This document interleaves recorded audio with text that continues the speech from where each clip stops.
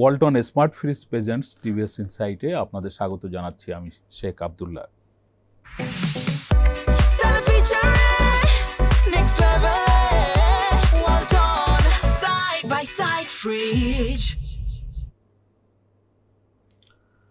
সুপ্রিয় দর্শক, আমরা আজ কথা বলবো বাংলাদেশের ব্যাংকিং খাতের নতুন ধারার ব্যাংক ডিজিটাল ব্যাংক স্থাপনে শেয়ার হোল্ডারদের কী ধরনের সুবিধা দেওয়ার কথা ভাবছে কেন্দ্রীয় ব্যাংক, সেটি নিয়ে। আপনারা জানেন যে বাংলাদেশ ব্যাংক যারা বাংলাদেশের ডিজিটাল ব্যাংক স্থাপন করতে চায় তাদের কাছ থেকে আগ্রহপত্র চেয়েছে এবং সেইখানে তাদের কী ধরনের শেয়ার থাকবে, এই সব ক্ষেত্রে শেয়ার হোল্ডার কত শতাংশ পর্যন্ত শেয়ার ধারণ করতে পারবেন সেই বিধিমালাও তৈরি হয়েছে। বর্তমানে একজন শেয়ার হোল্ডার বা একটি পরিবার সাধারণ ব্যাংকের ক্ষেত্রে সর্বোচ্চ 10% শেয়ার কিনতে পারেন এবং ধারণ করার ক্ষেত্রে এটি 5% পর্যন্ত তিনি ধারণ করতে পারেন। এই আসলে কিনতে পারা, ধারণ করা একটু টেকনিক্যাল ব্যাপার। তারপরও হচ্ছে এর থেকে বেশি শেয়ার যাতে ডিজিটাল ব্যাংকের শেয়ার হোল্ডাররা ধারণ করতে বা কিনতে পারেন সেই রকমের একটি সুযোগ রাখার প্রস্তাব করে বাংলাদেশ ব্যাংকের গভর্নর অর্থ বিভাগের কাছে চিঠি পাঠিয়েছে। সেই চিঠিতে উনি আর কি ধরনের প্রস্তাব করেছেন বা দেশের ডিজিটাল ব্যাংকের ইম্প্যাক্ট কি হতে পারে এই নিয়ে টিভিএসে বিশেষ প্রতিবেদন প্রকাশিত হয়েছে। প্রতিবেদনটি করেছেন টিভিএসের চিফ রিপোর্টার আবুল কাসেম।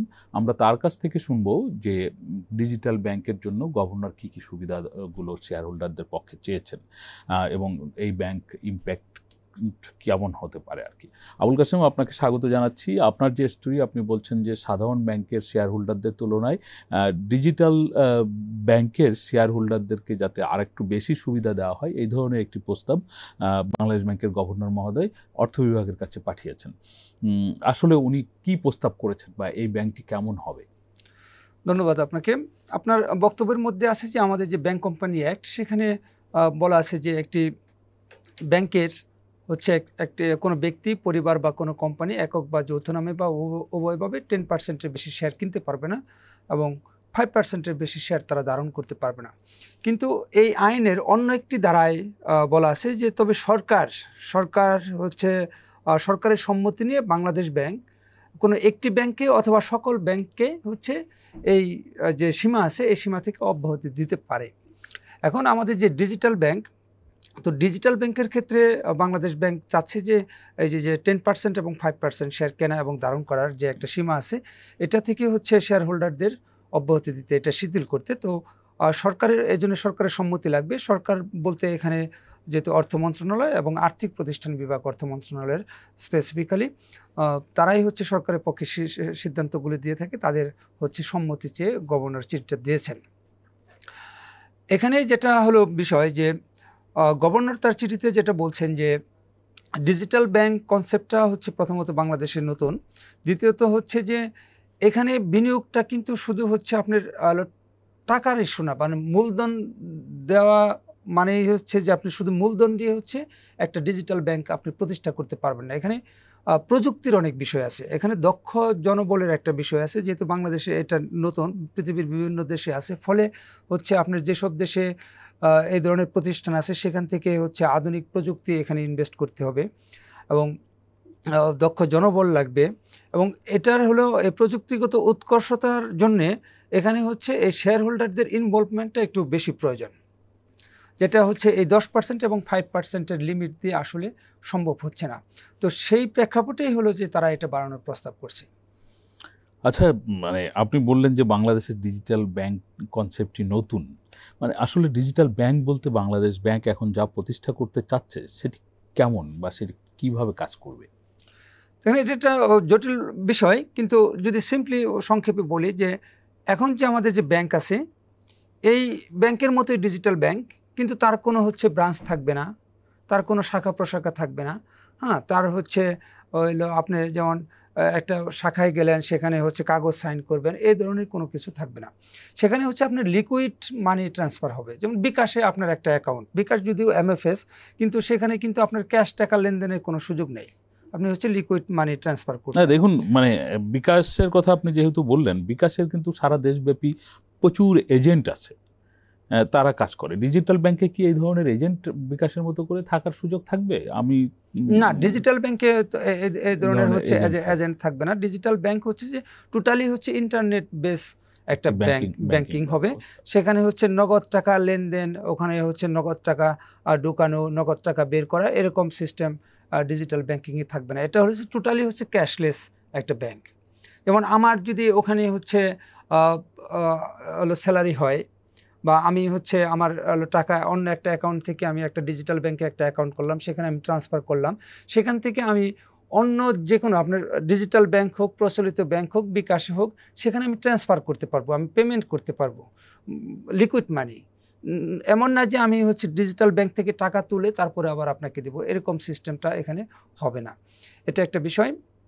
তো এটা হচ্ছে আমাদের দেশে নতুন বলছে এই কারণে যে আমাদের, আপনি জানেন যে গত আওয়ামী লীগ সরকারের সময় 24 সালের জুন মাসে প্রথম হচ্ছে বাংলাদেশে ডিজিটাল ব্যাংকের লাইসেন্স দেওয়া হয়েছিল। 2টা কোম্পানি লাইসেন্স পেয়েছিল, একটা নগদ এবং আরেকটা সম্ভবত করি নামের একটা ব্যাংক হচ্ছে লাইসেন্স পেয়েছিল। হ্যাঁ, করি।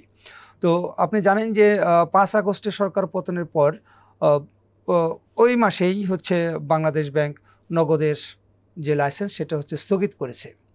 এবং নগদকে যখন লাইসেন্স দেওয়া হয়েছিল, আমার মনে আছে আমি তখন নিউজ করেছিলাম যে নগদ তখন বাংলাদেশ ব্যাংকের কাছে একটা আবেদন করেছিল যে এই যে ব্যাংক কোম্পানি আইনে যে শেয়ার ধারণের এবং শেয়ার কেনার যে হচ্ছে বার আছে, এটা মেনটেন করে আসলে ডিজিটাল ব্যাংক প্রতিষ্ঠা করা সম্ভব নয়। তারা হচ্ছে এই বারটা শিথিল করার জন্য নগদ হচ্ছে বাংলাদেশ ব্যাংকে আবেদন করেছিল। তার প্রেক্ষিতে বাংলাদেশ ব্যাংক হচ্ছে তখন অর্থ মন্ত্রণালয়ে আবেদন করেছিল। অর্থ মন্ত্রণালয়ের সম্মতি দেওয়ার প্রেক্ষাপটে তখন হচ্ছে নগদের যারা হচ্ছে মূল ফাইন্যান্সার, একটা হচ্ছে প্রথম বড় 2টা কোম্পানি হচ্ছে যুক্তরাষ্ট্র বেস কোম্পানি, তো তাদের একটা কোম্পানিকে হচ্ছে 49.80% হচ্ছে শেয়ার ধারণের সুযোগ দিয়েছিল। আরেকটা কোম্পানিকে হচ্ছে 24.90% শেয়ার ধারণের সুযোগ দিয়েছিল। এবং সিঙ্গাপুর বেস আরেকটা কোম্পানি যার হচ্ছে শেয়ার সংখ্যা হচ্ছে 3য় ছিল, তাকেও হচ্ছে 10% বেশি শেয়ার ধারণের সুযোগ ওই সময় আওয়ামী লীগ সরকার দিয়েছিল। আবুল কাসেম, আমি এইখানে একটা প্রসঙ্গ আনতে চাই, সেটি হচ্ছে যে আমরা প্রচলিত আমাদের যে ব্যাংকগুলো আছে এইখানে শেয়ার হোল্ডারদের শেয়ারের পরিমাণ এককভাবে বা পারিবারিকভাবে সর্বোচ্চ 10% যাতে অতিক্রম না করে এই বিধান রাখা হয়েছে। আমরা দেখেছি যে বাংলাদেশের ব্যাংকগুলোতে একক আধিপত্য, মানে মানুষ একটা ব্যাংকে দেখে চিনে ফেলে বা বলে যে এটা অমকের ব্যাংক, এরকম টাইপ, যে এটা ডাক্তার ইকবালের ব্যাংক, এটা নজরুল ইসলাম মজুমদারের ব্যাংক, এটা হচ্ছে জলিল সাহেবের ব্যাংক, এরকম নামে একটা ব্যাংক পরিচিত হয়েছে। তার মানে হচ্ছে একক আধিপত্য ব্যাংকে তাদের তৈরি হয়েছে। সেই আধিপত্য থেকে বের করে নিয়ে আসার জন্য মূলত, যাতে মানে তাদের শেয়ারের পরিমাণ কম হয়, তাহলে অনেক বেশি মানুষ সম্পৃক্ত হতে পারবে একটা ব্যাংক প্রতিষ্ঠা করার ক্ষেত্রে, সেখানে অনেকের মতামতও থাকবে, ফলে একক আধিপত্য থাকবে না। এইরকম একটা কনসেপ্ট থেকে একটা নির্দিষ্ট সীমা আরোপ করা হয়েছে। এই যে এখন ডিজিটাল ব্যাংকের ক্ষেত্রে ছাড় দেওয়ার কথা বলা হচ্ছে, সেইখানে কি আধিপত্য বিস্তারের কোনো সুযোগ থাকবে একক, মানে যাদের বেশি শেয়ার থাকবে তাদের? দেখেন, এখানে বাংলাদেশে এখন পর্যন্ত যারা ডিজিটাল ব্যাংকের আবেদন, আপনি জানেন যে ডিজিটাল ব্যাংকের আবেদন করার জন্য বাংলাদেশ ব্যাংক 2 নভেম্বর পর্যন্ত সময় দিয়েছে। তো এর মধ্যে আমরা অনেক প্রতিষ্ঠানই হয়তো আবেদন করতেছে, কিন্তু আমরা কয়েকটা প্রতিষ্ঠানের নাম জানি, যেমন বাংলা লিংক আবেদন করতেছে। এবং বাংলা লিংকের এখানে বাংলাদেশে যারা হচ্ছে মেজর হলো একক ইনভেস্টর, বাংলা লিংক তো বিদেশি একটা কোম্পানি, যে তো তাদের যে মাদার কোম্পানি, তো তারা হচ্ছে বাংলা লিংকের সাথে জয়েন্টলি একটা ডিজিটাল ব্যাংকের জন্য আবেদন করছে। আমরা শুনছি যে হচ্ছে আকিসের একটি প্রতিষ্ঠান, তারা হচ্ছে আবেদন করতেছে। এবং আমরা জানি যে বিকাশ হচ্ছে আবেদন করতেছে, এবং আরো অনেক প্রতিষ্ঠানই করতেছে। তো সবকিছু মিলাই প্রায় অর্ধশতাধিক আবেদন করবে। কিন্তু দেখেন যে এখানে বাংলা লিংকটা বাদ দিলে আপনি বাকি সবাই কিন্তু হচ্ছে বিদেশি ইনভেস্টমেন্ট নিয়ে আসছে, এবং নগদ যেটা করছিল সেটাও কিন্তু হচ্ছে বিদেশি ইনভেস্টমেন্ট। কারণ হলো যে এখানে শুধু হলো যে টাকা হলেই আপনি আসলে একটা ডিজিটাল ব্যাংক আপনি করতে পারবেন না। একটা ডিজিটাল ব্যাংক করার জন্য সারা দেশে যে আপনার হচ্ছে নেটওয়ার্কিং এবং হচ্ছে যে ধরনের তথ্য প্রযুক্তি দরকার, সেটা সম্পর্কে আসলে আমাদের দেশের তো ধারণা নেই। ফলে হচ্ছে প্রাইমারিলি হলো যে বিদেশি যে কোম্পানি আসবে, তো সে হলো যে তার এখানে ব্যবসা করতে হলে সে এখানে ইনভেস্ট করবে, তার ইনভেস্টমেন্টটা যদি হচ্ছে প্রফিটেবল না হয় তাহলে তো সে ইনভেস্ট করবে না। তো তাহলে তাকে হচ্ছে বেশি শেয়ার দিতে হবে এবং তার হচ্ছে বেশি ক্ষমতাটাও দিতে হবে, যাতে সে হচ্ছে এখানে বিনিয়োগ নিয়ে এসে সে হলো তার যেহেতু এক্সপিরিয়েন্স আছে তার মতো করে যাতে প্রতিষ্ঠানটা রান করতে পারে। পরবর্তীতে যখন আমাদের দেশে ধরুন যে অনেক ব্যাংক হয়ে যাবে, বাংলাদেশ ব্যাংক তো ব্যাংক কোম্পানি আইনও হচ্ছে বিভিন্ন সময় সংশোধন করে বা সার্কুলার দিয়েও হচ্ছে অনেক কিছু আরোপ করে, তো সেক্ষেত্রে সরকার বা বাংলাদেশ ব্যাংক যখন প্রয়োজন মনে করবে তখন হয়তো এটা কমিয়ে নিতে পারবে। আচ্ছা, মানে আপনার কথা থেকে বুঝলাম যে বিনিয়োগকারীদের বিনিয়োগে প্রণোদনা দেওয়ার জন্য সরকার এই ধরনের একটি প্রস্তাব নিচ্ছে। ধন্যবাদ আবুল কাশেম আপনাকে। আমরা এতক্ষণ ধরে জনাব আবুল কাশেমের কাছ থেকে শুনছিলাম যে ডিজিটাল ব্যাংকের শেয়ার হোল্ডারদের শেয়ার ধারণের ক্ষেত্রে বা শেয়ার কেনার ক্ষেত্রে সরকার বা বাংলাদেশ ব্যাংক কী ধরনের ছাড় দেওয়ার পরিকল্পনা করছে এবং সেটি কেন।